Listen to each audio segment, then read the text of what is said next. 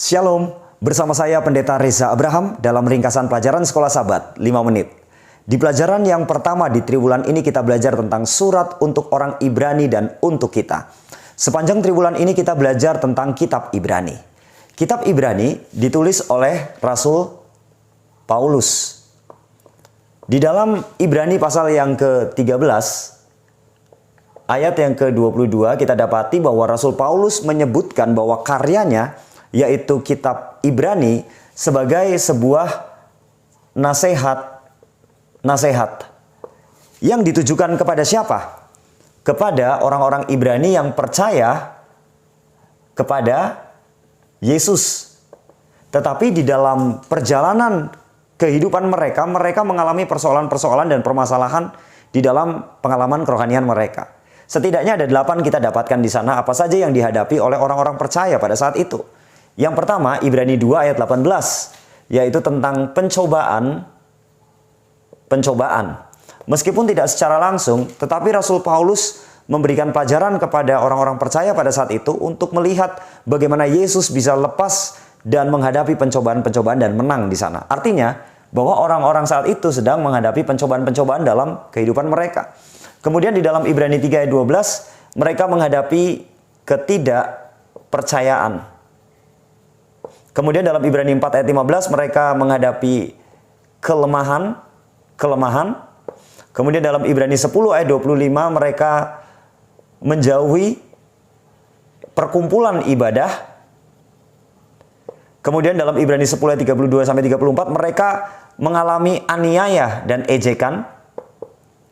Kemudian dalam Ibrani 12 ayat 3 dan 12 adanya keputusasaan. Kemudian dalam Ibrani 13 ayat 4 sampai 5 adanya berbagai dosa yang mereka hadapi. Dan kemudian dalam Ibrani 13 ayat 9 di sana adanya ajaran sesat. Inilah hal-hal yang dihadapi oleh orang-orang Ibrani yang percaya kepada Yesus dalam pengalaman kehidupan mereka. Itulah sebabnya ketika Rasul Paulus melihat hal ini, maka Rasul Paulus memberikan nasihat kepada mereka. Yang pertama, yaitu di dalam Ibrani pasal 10 ayat 38 dan 39. Yang pertama di sana Rasul Paulus menyatakan supaya mereka teguh dalam iman. Kemudian di dalam Ibrani pasal 12 ayat yang kedua, Rasul Paulus menasihatkan mereka supaya memandang kepada Yesus sebagai imam besar di sorga. Sehingga dua hal inilah yang dapat memberikan kekuatan kepada mereka ketika mereka menghadapi pencobaan-pencobaan, ketidakpercayaan, kelemahan, dan sebagainya.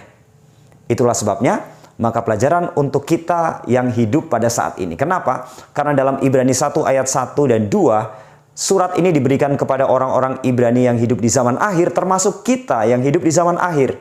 Bahwa kita pun sama mengalami hal-hal yang seperti ini ketika dalam perjalanan kehidupan kerohanian kita. Akan tetapi, nasihat Rasul Paulus ini juga menjadi nasihat bagi kita untuk kita tetap teguh di dalam iman percaya kepada Yesus dan selalu memandang kepada Yesus sebagai imam besar di sorga. Itulah yang akan memberikan kekuatan kepada kita semua. Inilah ringkasan pelajaran Sekolah Sabat sepanjang minggu ini. Tuhan memberkati.